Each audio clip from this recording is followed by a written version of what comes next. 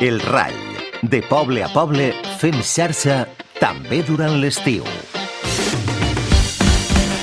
El Rall, amb Pilar Moreno.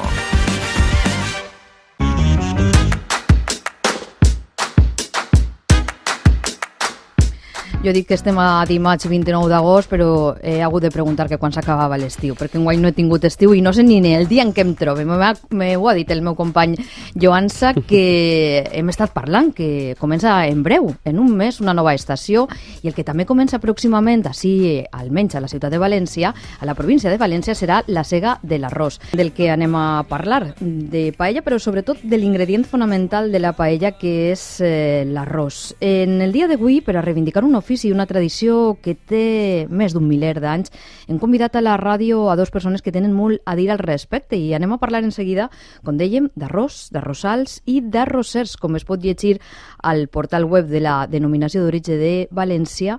La cuina de l'arròs en València és el paisatge de l'Albufera posat en un plat. D'aquest paisatge, en ple agost, es pot disfrutar. Una servidora conduïa ahir quan s'amagava el sol per la Ribera Baixa i era meravella, un espectacle poder disfrutar d'aquesta fotografia.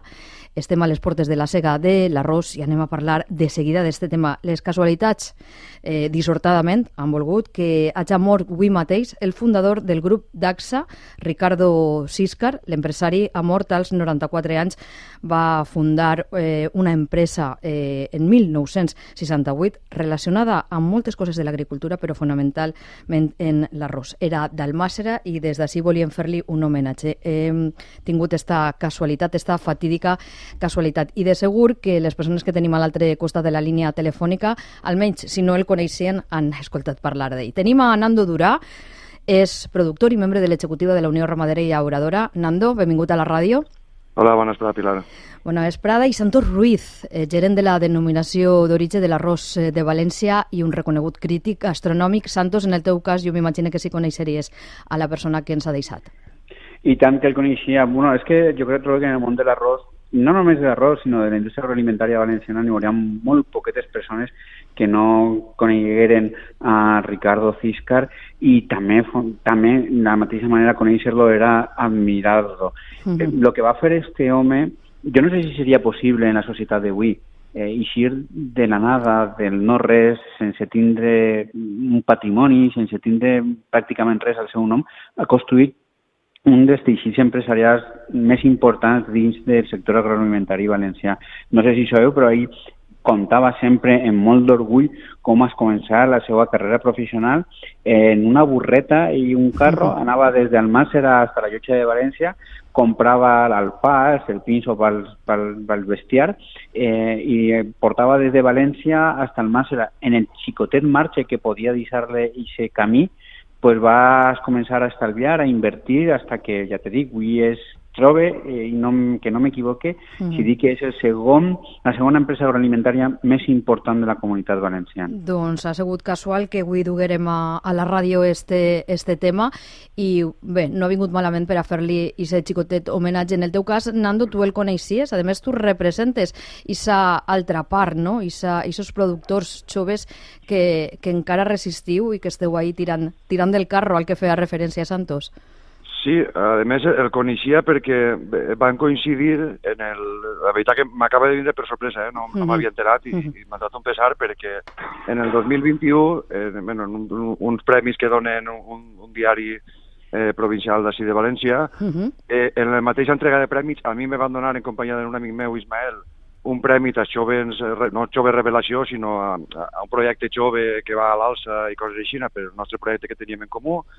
I el mateix entrega de prèmits, a ell li donaven un premi a la seva trajectòria. Vull dir, com si diguérem, el mateix dia que em donaven un premi, el donaven a ell, pues estar en el mateix escenari, aquesta persona, en la trajectòria que ha tingut, per mi és un orgull. I a dia d'avui, ara que m'ha enterat d'això, de veritat que t'he dit que m'ha entrat pesar d'això. Doncs l'homenatge va ser parlar d'un ofici que hi va iniciar, que ha deixat bona petjada i que vosaltres ara mateix representeu des de dos vessants molt diferents. I en primer lloc, el posar-nos en contacte amb vosaltres era parlar de la proximitat de la campanya de la sega. Volem fer balanç o almenys que ens avanceu una previsió del coneixement que vosaltres teniu al respecte. Nando, comencem per tu, que tens en les mans ja la sega, no?, pràcticament. No sé si has decidit avançar-la per el tema climatològic. Conta'ns.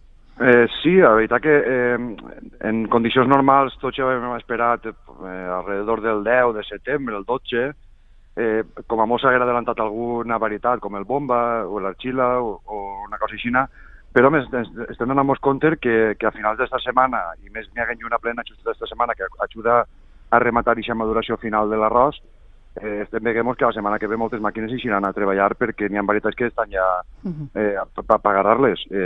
Sí que és veritat que aquestes varietats, el cicle seu són 110, 120 dies de cicle, com per exemple una arxila són 120 a 130 dies.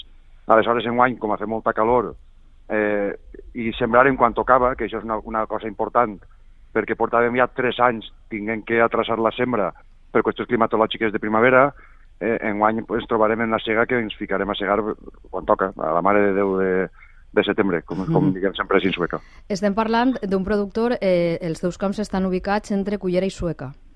Correcte, sí. I tu quina quantitat d'arròs calcules que enguany trauràs? O és molt avançat parlar ara de quantitats? Sí que és un poquet avançat perquè justament el diumenge va caure una pedrega així en Sueca i en Cullera, que jo avui he estat, el diumenge vaig estar mirant-ho i ahir i avui també, repassant un poc, i sí que és veritat que algunes parcel·les d'alguna zona en concret li ha fet alguna de mal. Molt poquet, jo la veritat que veig alguna espiga tocaeta, algun granet en terra, però no m'atreviria a dir que n'hi ha més d'un, jo què sé, un 2% de merma en aquestes parcel·les d'aquestes zones. En una temporada normal, jo calculo que se solen fer així en el que és l'Albufera de 120 a 130 milions de quilos d'arròs, aproximadament, però enguany al sembrar-se d'un 20 a un 30% d'una varietat d'arròs llarg que es diu Provícia, que és una varietat nova que s'està fent ara per evitar les males brosses, i aquesta varietat produeix menys, entonces calculem que potser estem alrededor d'entre 100 i 120. Tindrem una merma important en el que és l'arròs redó en general. Santos, tens la mateixa percepció, la mateixa opinió, compartisses amb Nando? Sí, i la veritat jo una miqueta tremolant per el bomba, no? Perquè la varietat bomba és una varietat molt alta que es xita molt fàcilment. Xitar, diguem, és llauradora quan bufa el vent, com són varietats de planta alta, pues es xiten, cauen a terra, de tal manera que després en la sega pues n'hi ha mermes. I aquestes plogudes que estem patint estos dies, pues al bomba li estan afectant, li estan xitant-lo, i bueno, si ja la collita del bomba no és massa gran, si no tenia massa superfície de bomba enguany en tota la marxal, pues aquestes pluges no li beneficien. Jo estic segur que el llaurador que tinga bomba està desitjant, si pot segar demà, millor que després demà. O sigui, que ja hi ha gent que ha començat esta campanya, podem afirmar-ho? Sí, en Pego s'ha segat, En Pego ja, que també forma part del territori emparat per la denominació d'origen arròs de València, s'ha segat i s'ha segat el bomba, a més en collites molt raonables, molt en la mitja dels últims anys. Doncs gràcies per anomenar Pego, perquè ho hem intentat, que estiguen avui també a esta entrevista, però es trobaven en plena feina, s'han disculpat i no han pogut estar. Estan escoltant vostès, si no el coneixes, a Santos Ruiz, que és un autèntic expert, és gerent de la denominació d'origen, però és un autèntic expert. Quan jo començava a treballar en això del periodisme, que es creava la denominació d'origen, va ser la persona que més pedagògicament i millor m'explicava el significat de l'arròs i la cultura de l'arròs. Santos, han passat molts anys, jo ja pinte canes i les varietats... Jo he perdut el monyo, que, bueno, ens hem transformat, però el ben cert és que... Que 2 mesos s'ha quedat. La cultura de l'arròs, tant Nando com Santos, està tan present a València, a Alacant, entre Pego i aquestes comarques on es produeix l'arròs, però quines són les varietats? Continuen sent les mateixes que fa uns anys? Ha evolucionat? Hem introduït varietats noves i estem sempre en procés d'introduir varietats noves dins de la denominació d'origen arròs de València. El que passa és que nosaltres som molt selectius a l'hora d'introduir-les.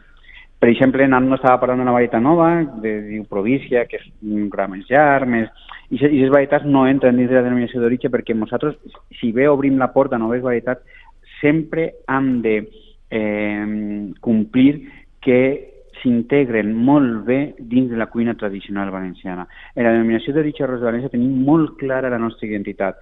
Fem el millor arròs per a fer les millors paelles. Qui diu paella diu arròs caldos, arròs melós, arròs al forn, però això és el que volem. No tenim cap interès en introduir varietats, per exemple, carnarol i el villarón enano, que són varietats italianes que moltes vegades ens les han demanat, els llauradors, l'indústria, i han dit no.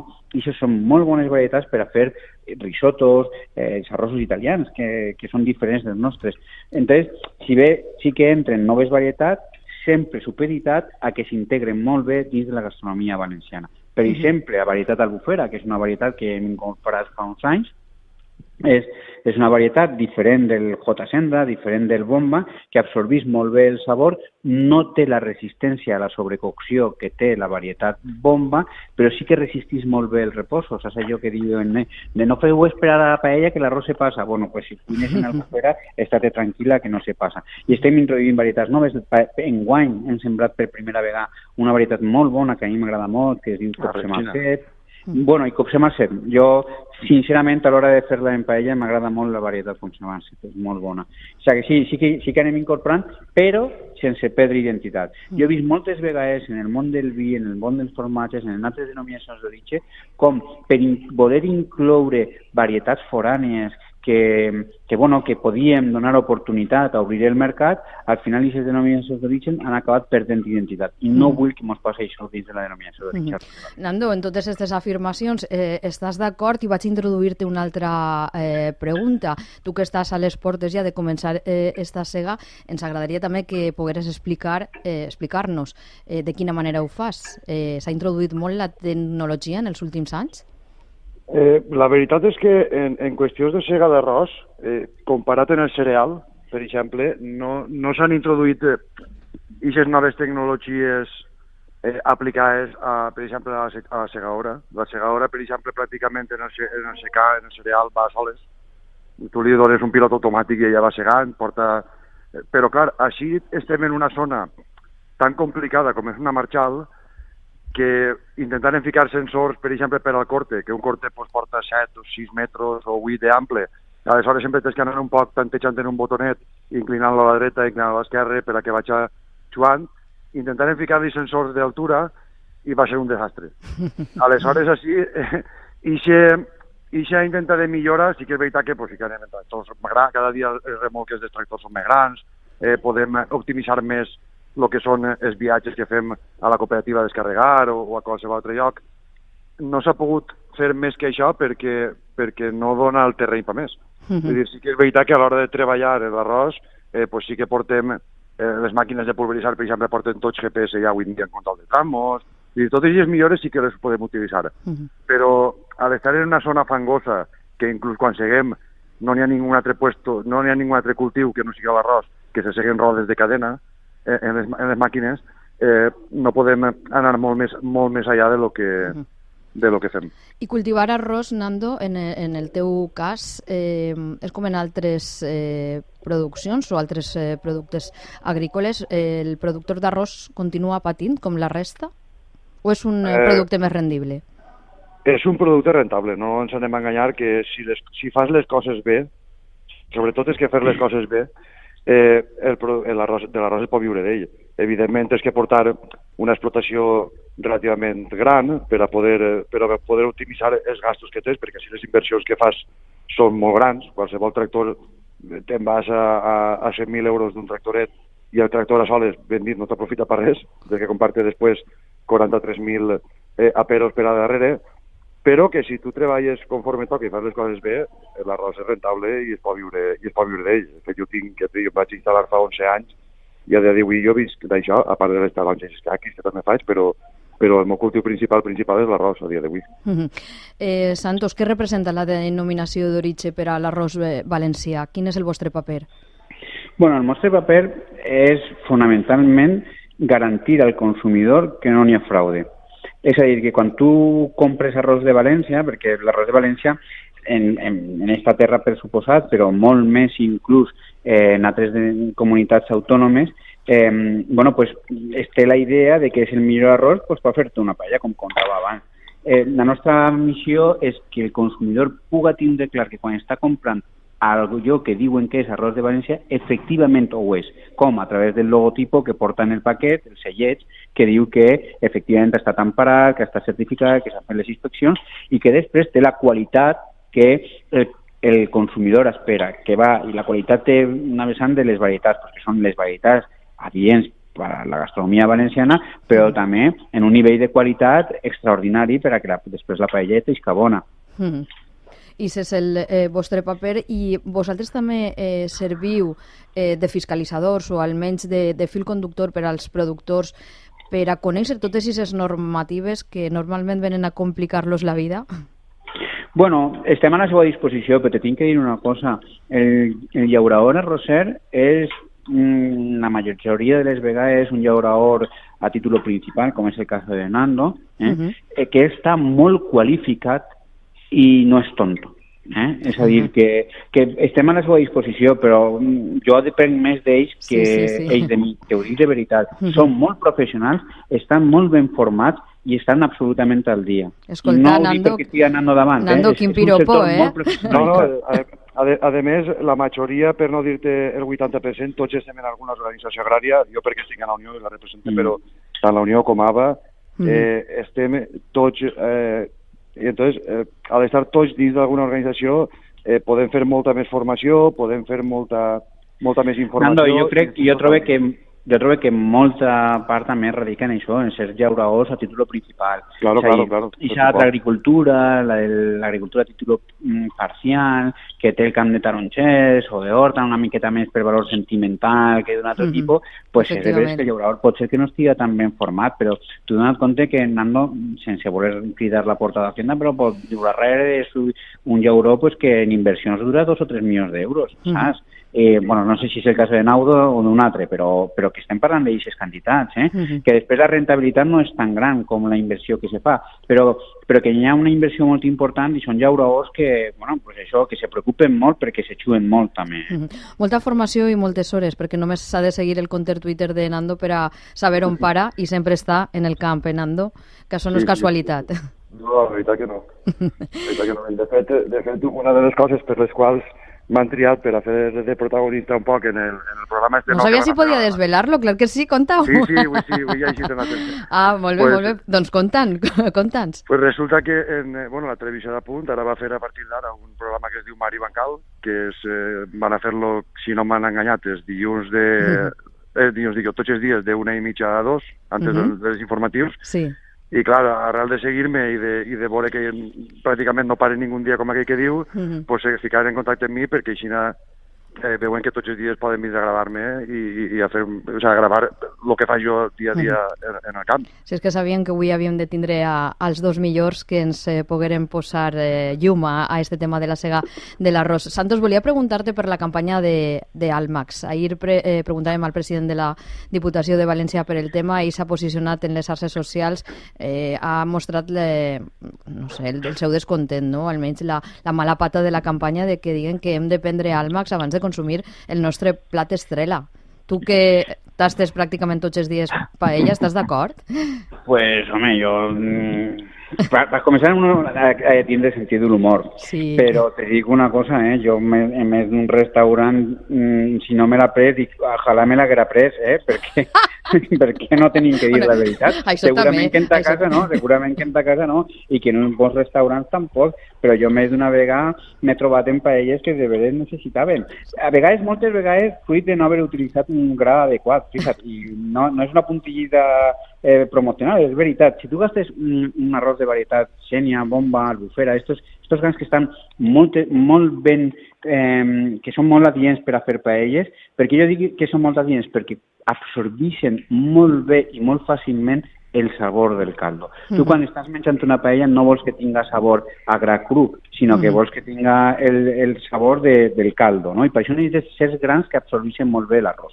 Si tu utilitzes un altre tipus de grans, com per exemple el carnaroli, o uns altres grans que venen ara mateixa de fora de la Unió Europea, són grans que queden molt firmes però que absorbeixen molt poquet el sabor.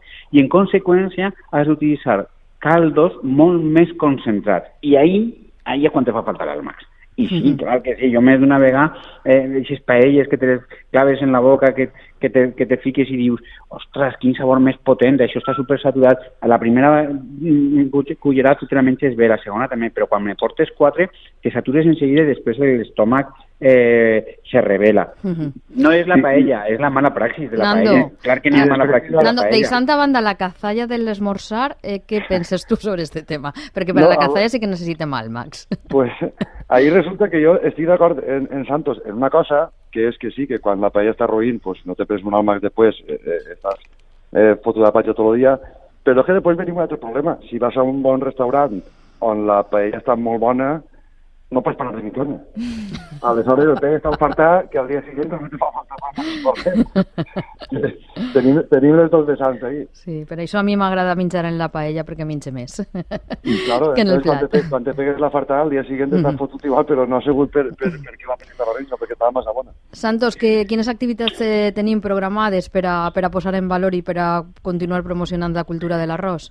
Bueno, pues mira, el dia 10 anem a organitzar el que diguem la plec. La plec és una invitació als restaurants de fora d'Espanya a que vinguin a conèixer el territori, la marxal i que practiquen també de la vida, que participen de la vida del llaurador. Vindran restaurants tan importants com, per exemple, Joan Roca, del celler de Can Roca, Elena Arzac, del restaurant Arzac de Donosti, vindrà també Nacho Manzano de Casa Marcial, 2 estrelles Michelin. És a dir, tenim 33 estrelles Michelin convocades i confirmades per a la plec del dia 10. I anem a fer-los segar un camp en Corbella, com ho segava l'avi de Nando. Això és per al dia 10. Però el dia 24 de setembre tenim la festa de la sega, on convidem a tota la ciutadania del Cap i Casal i també dels pobles de l'Horta Sud a que vinguin al port de Catarroja, que per mi és el racó més bonico de tota la marxal, a veure com una dotzena de llauradors s'empleen en segar a mà un camp com se feia abans. N'hi haurà també passejos en barca, una jornada d'identificació d'aus, en fi, una festa molt bonica per al 24 de setembre. Molt bé, doncs moltíssimes gràcies per avançar-lo així a la ràdio. Nando. I una altra cosa, el concurs internacional de paelles de Sueca, que farà la setmana que ve, suposo, o d'ací 2, no faltarà molt també, per això. Vosaltres aviseu-nos de tot, que nosaltres estem així per a contar tot el que passa als nostres racons i especialment als pobles de la comunitat valenciana. Com hem dit al principi, teníem els millors. Vos agraïs moltíssim que ens hàgiu donat uns minuts del vostre temps per a atendre-nos i, Nando, especialment a tu, molta merda. Moltes gràcies. Que bueno, era normal que contarem amb tu, perquè a més ho poses ben fàcil, igual que Santos. Hem ajuntat 2 persones que ho posen ben fàcil. Un plaer tornar a retrobar-me amb vosaltres a través de la ràdio. Igualment, Pilar. Adéu, Santos. Bon dia. Bon dia. Adéu. Fem una xicoteta parada recordant com havíem iniciat. Avui hem dedicat l'inici del programa a la sega de l'arròs, la campanya que alguns ja han començat, altres la començaran en breu. Hem començat a fer referència a la mort del fundador del grup Dagsa, Ricardo Císcar, l'empresari que s'ha dedicat a la producció d'arròs. Ens ha deixat als 94 anys. Va fundar l'empresa en 1968. Descansa en pau i també tot el suport a la família.